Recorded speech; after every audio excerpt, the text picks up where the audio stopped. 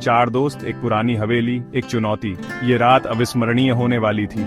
डरपोक मत बनो यार, विजय ने हंसते हुए कहा। चलो अंदर चलते हैं। समीर, हमेशा से ही सबसे समझदार, झिझका। मुझे नहीं पता यार, ये जगह अजीब लग रही है। पर अमित और रोहन विजय के साथ हंसते हुए पहले ही हवेली के ऊंची दीवार की ओर बढ़ चुके थे। हवा में ठंडक थी, एक अजीब सी गंध, जैसे पुरानी किताबों और सड़ती लकड़ी की। जैसे जैसे वे हवेली के करीब आते गए, एक अजीब सी खामोशी छा गई। चिड़ियों ने गाना बंद कर दिया था और हवा भी थम गई थी। देखा, मैंने कहा था ना, कुछ तो गड़बड़ है, समीर ने फुसफुसाते हुए कहा। लेकिन अब बहुत देर हो चुकी थी। विजय ने पहले ही लोहे के विशाल दरवाजे को धक्का दे दिया था। दरवाजे के पीछे अंधेरा इंतजार कर रहा था, एकदम घना अंधेरा जो उनकी टॉर्च की रोशनी को भी निगल गया। एक ठंडी हवा उनके चेहरे पर लगी, जैसे किसी कब्र से आई हो। हवा में धूल और सन्नाटा था। हेलो, विजय ने आवाज लगाई, पर जवाब में केवल उनकी अपनी ही गूंज सुनाई दी। कदमों की आहट गूंज उठी, धीमी और जानबूझकर ऊपर से आ रही थी। चारों दोस्त एक दूसरे को देखने लगे। उनके चेहरे भय से सफेद पड़ गए। कोई तो है, रोहन ने फुसफुसाया। उसकी आवाज कांप रही थी।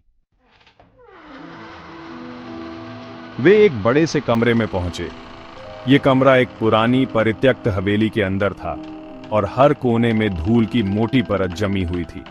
खिड़कियों से छनकर आती चांदनी धूल से भरी किताबों की अलमारियों और फटे हुए पर्दों पर पड़ रही थी। चांदनी की हल्की रोशनी में कमरे का हर कोना और भी रहस्यमय लग रहा था। एक मेज के ऊपर एक मोमबत्ती जल रही थी, हालांकि वहां कोई नहीं था। मोमबत्ती की लौ की हल्की चमक कमरे में एक अजीब सी शांति फैला रही थी। यह अजीब है, अमित ने कहा। उसका गला सूखा हुआ था। उसकी आवाज में डर साफ झलक रहा था और उसकी आंखें कमरे के हर कोने को टटोल रही थी। ये मोमबत्ती, जैसे ही उन्होंने मोमबत्ती के पास रखा कागज पढ़ना शुरू किया, उनके हाथ कांपने लगे। कागज पर लिखे शब्द धुंधले और पुराने थे, जैसे किसी ने बहुत पहले लिखा हो। एक खिड़की अचानक खुल गई और तेज हवा का एक झोंका कमरे में घुस आया, जिससे कमरे का तापमान अचानक गिर गया। हवा की तेज आवाज ने माहौल को और भी डरावना बना दिया। मोमबत्ती बुझा दी और उन्हें अंधेरे में छोड़ दिया। चीखें गूंज उठीं। अंधेरे में वे एक दूसरे को ढूंढने की कोशिश कर रहे थे, लेकिन कुछ भी साफ दिखाई नहीं दे रहा था। जब उनकी आंखों को अंधेरे की आदत हुई, तो उन्होंने देखा कि कमरे के एक कोने में एक धुंधली आकृति खड़ी है। वह आकृति धीरे धीरे उनकी ओर बढ़ रही थी और उनके दिल की धड़कनें तेज हो गईं। कौन है वहां? विजय ने आवाज लगाई। उसकी आवाज तनाव से भरी हुई थी।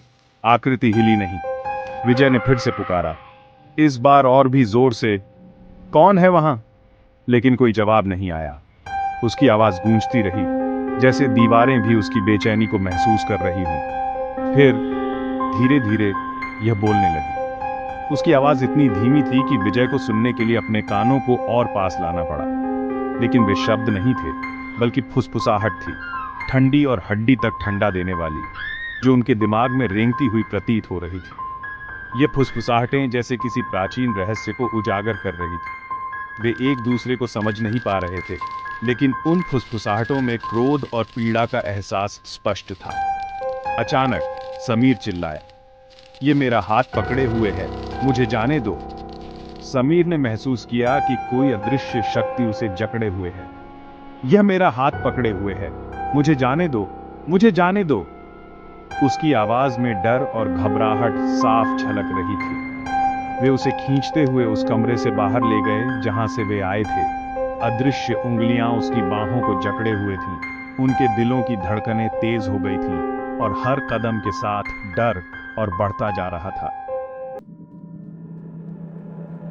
एक गलियारे से भागते समय उन्होंने खुद को एक बड़े हॉल में पाया और वहां सीढ़ियों के ऊपर खड़ी एक महिला की आकृति थी। उसने एक सफेद पोशाक पहनी हुई थी। उसके बाल लंबे और काले थे। उसका चेहरा एक अप्राकृतिक पीलापन लिए हुए था और उसकी आंखें खाली और काली थीं। वह हिली नहीं, बोली नहीं, वह बस उन्हें घूर रही थी और उसकी निगाह में कुछ ऐसा था जिसने उनके खून को ठंडा कर दिया। यह एक ऐसी उदासी थी जो युगों पुरानी लग रही थी, एक ऐसा दुख जिसे भुलाया नहीं जा सकता था। जैसे ही वे उसे घूर रहे थे, रोहन ने हाँफते हुए कहा, वह पोर्ट्रेट में महिला है। उसकी आवाज कांप रही थी, जैसे उसने कोई भयानक रहस्य उजागर कर दिया हो। उसके चेहरे पर डर साफ झलक रहा था और उसकी आंखें उस चित्र पर टिकी हुई थीं।